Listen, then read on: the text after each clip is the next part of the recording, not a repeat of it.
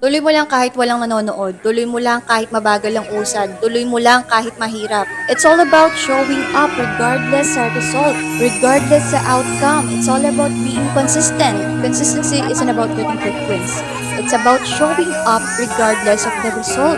Huwag mo kasing madaliin. Pinanganak ka bang magaling? It's a process of growth. It's always the beginning is the hardest. Kaya nasa sa'yo yan kung gusto mo magpatuloy or hindi. Nasa sa'yo yan kung mananalo ka or hindi. Nasa sa'yo yan kung mag-grow ka or hindi. Tandaan mo, pag ikaw subuko ngayon, automatic talo ka na. Pero pag ikaw nag-continue, lagi naman nasa dulo ang resulta.